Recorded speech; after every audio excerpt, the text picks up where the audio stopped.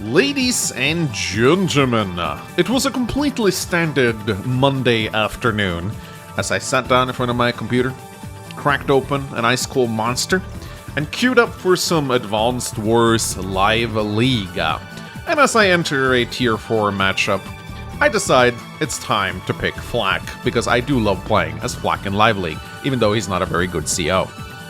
Then, as I enter this incredibly weird-looking map called, what is it called? Bonesaw is Ready? Apparently its creator is known for making very ugly maps that are very fun to play on, which, yeah, I can see why that description is accurate.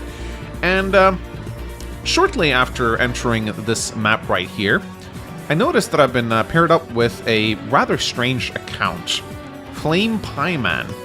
Now, looking at his profile, we can see that he hasn't played many games at all, but he's almost reached 1,000 rating on Live League, and that does require a little bit of practice to do. So either this guy's an alt, or he's a relatively new player who has been paying attention to the competitive scene for a little bit. Now, shortly after we start the match, he sends me a DM, and he says, "I respect the Flak pick." And I'm like, oh, okay, fellow Flak enjoyer. You know, I can appreciate that. I can vibe with this guy. So I answer, I say, gotta have some fun in live. You know? Gotta pick Flak every now and then. Can't just focus on the top tier COs. And then he fires back. No. Only winning matters. Fun is for losers. And I'm like, is my guy throwing shade at Flak? So I answer back, imagine how much fun I'll have if I win as Flak. And then this guy answers, mind-blowing, can't imagine. I'm like, okay, alright, it's on. I close all my other tabs. I stop listening to whatever podcast I'm listening to. And I'm like, okay, I'm gonna focus on this, man. I'm gonna show this guy, Flame Pie Man. I'm gonna show him how to play Flak. So I was very, very motivated to do well in this particular matchup, and, well, I'm gonna let the game speak for itself. It was quite an experience. So here we are, Flak versus Adder on Bonesaw is Ready. There is no denying that Flak has an uphill battle to fight in a Tier 4 matchup, but that does not mean that Flak is a CO that you can just underestimate. And I do believe, based on how this guy was playing, he either didn't completely know how Flak worked, or he completely underestimated Flak. Maybe he's only played on the cartridge. And this will become apparent as we enter into this game, ladies and gentlemen. You will see that Flak is not a CO to be taken lightly. Now, I open up here, this map has pre-deployed black boats, which allows you to transport your infantry around the shoals right here, which is actually kind of fun. You can also boost them, which is nice. I also start shooting on this pipe seam right here, because I have a bit of a plan to build a mech and slowly start wearing this down. You can see that both players have an airport on their side of the map that is controlled by the enemy. So I have a red airport here. My opponent has a black airport right here. Now, if you blast your way through these pipe seams, you will eventually be able to capture the airport. You can also build an anti-air to lock it down. So that's something that you want to do. Now, again, this is a mixed base map, which I really appreciate. That means that bases are spread all over the map, so I have my bases here. My opponent has his bases right here. And I always love mixed base maps. I do also think that Flak and luck-based COs are generally a little bit better in mixed base, because there are infantry all over the map, which means that there are more opportunities for you to score like luck blows. So I'd say maybe in a mixed-base format, Flak is a little bit stronger. I mean, I still think Adder is way better than him, of course, because movement is just so good in mixed-base. But definitely don't count luck COs out in a matchup such as this. There are also comm towers, 2 comm towers in fact, which I also like as playing as Flak. I think every comm tower that you can get your hand on as Flak is going to make your life just a little bit easier. It's going to improve your firepower, meaning you won't have to rely on the luck damage that much, which is nice. So, you can see, this is a Live League match, you can see our timers right here, which is nice. This is one of the reasons I like viewing the replay on the side, because you actually get to see how much time each player has, which can actually matter quite a bit. Now, my opponent was very feisty. He took a lot of infantry engagements. If anything, I'd say maybe was a little bit of a Manx infantry player right here. So he does open with a battlecopter, So as you can see, that immediately places a lot of pressure. Look how long it takes anti-air to go through here, by the way. You build an anti-air here, it's going to be 1, 2, 3, 4, 5, and then 1, 2. So the anti-air takes a long time to reach this part, even though it's pretty close. So lots of forests. In fact, I dare say this is actually a Lash map. If you get matched up in a tier 3 matchup here, Lash is probably going to be a very good CO. I mean, look at all those forest tiles. Also, like you have like these empty missile silos next to cities. Lash love that because she gets that 30% boost. Really, really strong. So I immediately build an anti-air. I know I have to send an anti-air down here to counter his battlecopter. And again, look at how feisty this guy is. Like, he takes the engagement immediately. So I don't... Again, a bit of a weird opener. He also kills my infantry on the comm tower. Of course, I think maybe if we go back a little bit... So what he could have done here, and this is something that I maybe would have done, is instead of capturing here, maybe go for the comm tower, because he has the battlecopter here to ward my infantry away. But I guess he wanted to go for the city instead. I think he realizes he's not going to get the comm tower, so... Day 7 rolls in. And yeah, I kill his tank and take over the cities. That was a bit of a weird engagement from him, not really sure what he was thinking about here. He goes again, so he is like very feisty with his captures. He just sends them right into range of my infantry. And you gotta be careful, like flak infantry can hit you pretty hard, especially with some comm towers behind them. Like if we bring up the damage calculator here, you can see that flak infantry, especially when they have 2 comm towers, 39 to 63. Very big damage spread right here. Like you can, it can really catch you off guard. Like they can either do 3 HP of damage to you, or they could do 6 HP of damage to you, which is pretty interesting. I mean, if we reverse the rolls, we can see that even Adder, with 2 comm towers, he will most likely deal 4, sometimes 5, but Flak actually has a pretty good chance of taking away 4 HP of damage to you, 6.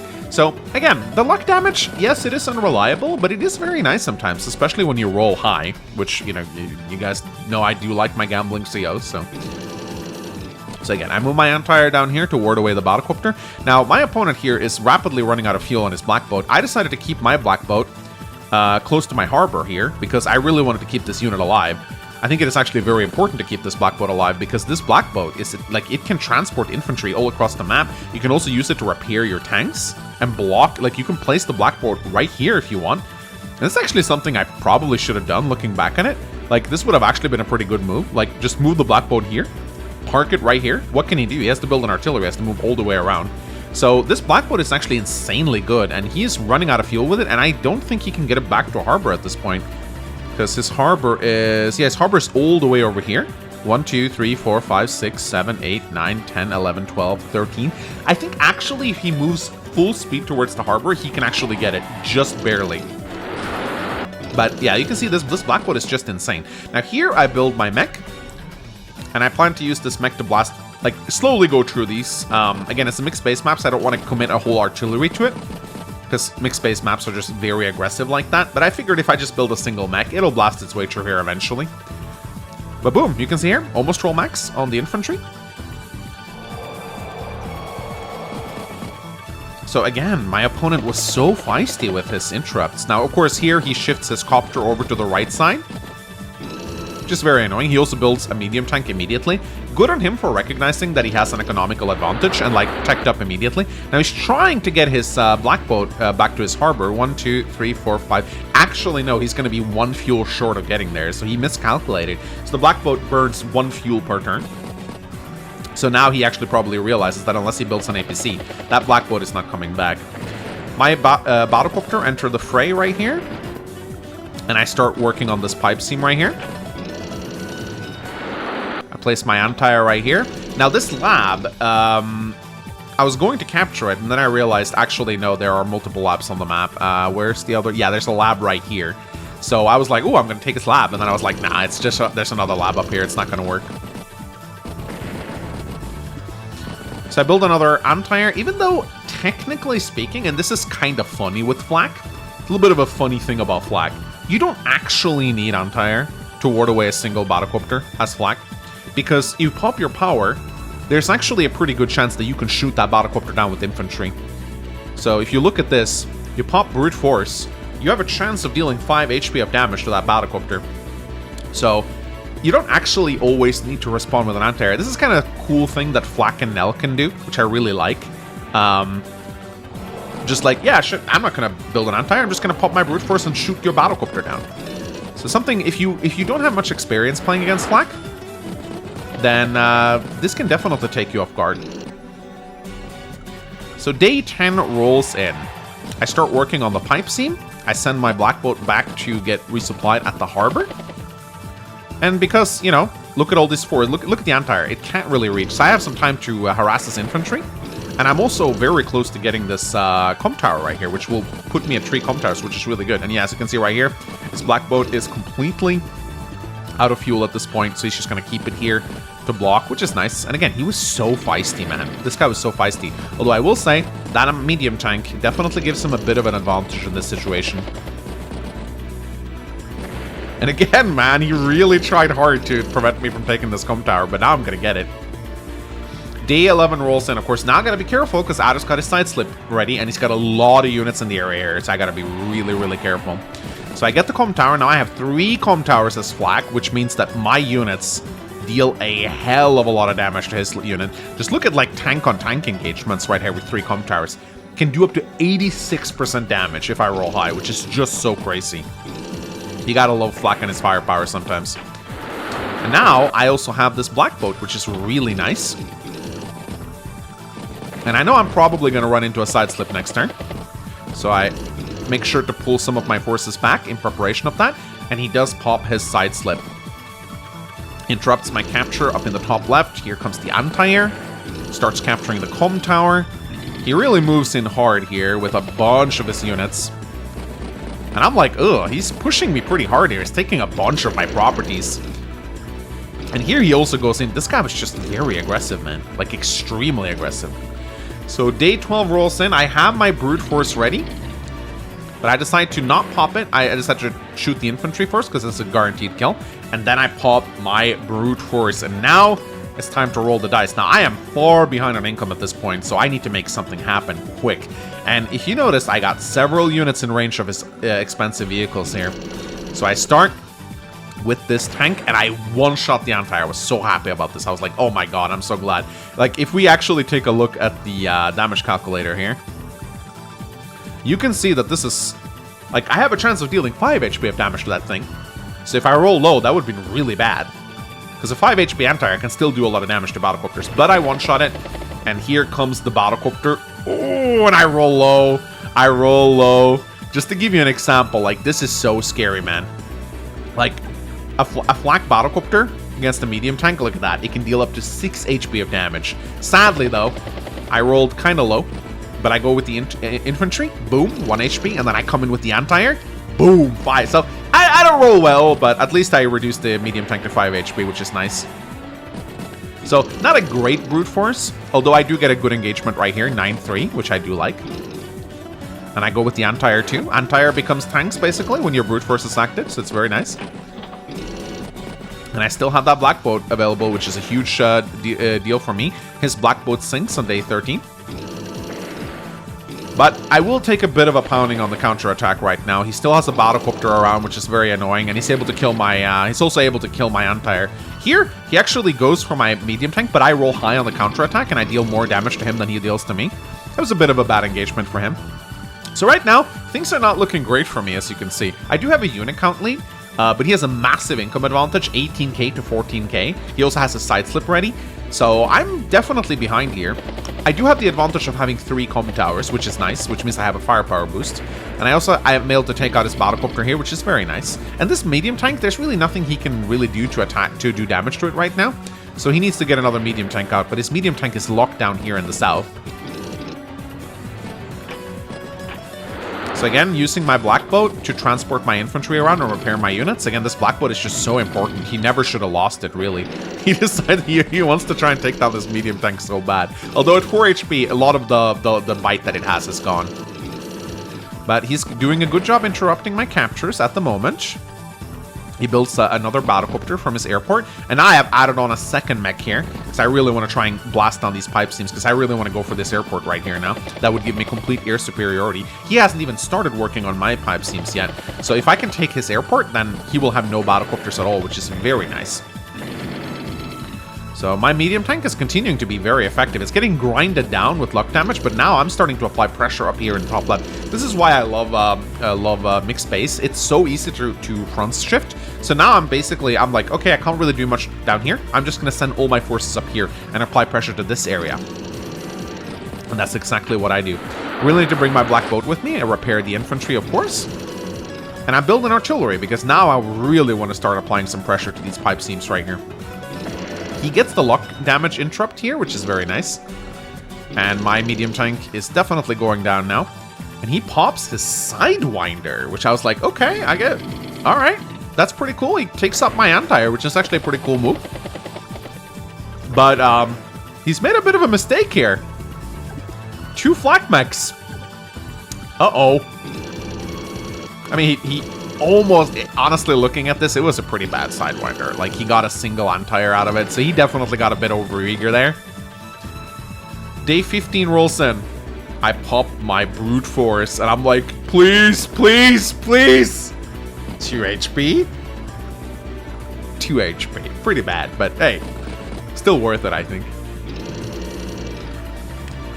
But I gotta get a good hit here, at least. Not a great brute force. And here, once again, I really should have put the black boat here to block him from going here. But I'm like, you know what? Screw it. I'll put my artillery here anyway. And now I start to really, really focus on the top left right here. And I'm also driving him back down here. And I have a mech guarding my battlecopters. If he wants to shoot that down, he'll lose the anti-air next turn. And he does indeed go for it. Interrupts my capture over here. He still has a big income lead over me, but I still have 3 comm towers to his 2, which is such a huge boon for me. Wait. Do I have 3 or 2 comm towers? I have 3. Where's my 3rd comm tower? 1, 2. Where's the 3rd? Oh, here. Right. Forgot about it for a little bit. And you can see right now that he does have an income lead over me, but his unit count is in shambles. He's got 11 units to my 20. And when you're behind in unit count in mixed base, man, it matters a lot, because I can do stuff like this. You can basically take inefficient trades and use your infantry as shields. And because you're ahead in unit count, you always have more units than your opponent. Even if you trade unfavorably, you can use those unfavorable trades to gain advantages in other ways. He pops a side slip. Again, his powers weren't really that good in this game, I will say. Like, he definitely should have utilized his powers better. And I'm being very annoying here with my infantry, and this battlecopter too is having an absolute field day. I pop another brute force, and now that medium tank is toasts. Boom. Actually, it survives with 1 HP, but it's pretty much useless at this point. And again, look at how useful my black boat is. My brute forces were actually really bad this game. I thought they were a lot better than this in hindsight, but looking back at it, I got some really bad rolls. Day 16 rolls in. I'm starting to overtake him in income. Actually, I am overtaking him in income, 17k to 16k. So things are not going well for little Addy boy right now. Again, unit count is so important, and he's really feisty right here. He's like, oh, he wants to take this base so badly. He has to pull his medium tank away. But now I have my arty ready, so now I'm starting to blast open the pipe seam, which means this airport is about to be mine. Now, he has taken his lab back in the middle here. I'm taking this lab right now, but it's not going to win me the game. But again, I just continue to spam mechs out of this base because he has, like, a bunch of vehicles here. And at this point, I'm like, okay, I have a unit count lead, which means you spam battlecopters because that forces your opponent to respond with anti-air, which means they can't build vehicles. And on day 19, my opponent decides to throw in the towel. So, a bit of a silly match, you know. Not saying my opponent was some secret grandmaster or anything. He definitely made a lot of mistakes here. But I thought it was a fun match. I like that he shit-talked Flak, and I decided to get very serious. So, most of the time when I play on the live league, I'm not always serious. I tend to have, like, tabs open in the background. I listen to podcasts, and I kind of play it more like... I like to say I play Advanced Wars the way my mom plays Solitaire. You know, I kind of do it to distress. But when people taunt me, that's when I get very serious. I close all the tabs and I bring my full attention to the game. So yeah, if you want like a good match out of me, I guess just insult me in DMs, and that's how you get me to play seriously. So, but yeah, fun match. Don't underestimate Flak. He can be a lot more dangerous than you think. Flaming Pie Man. GG.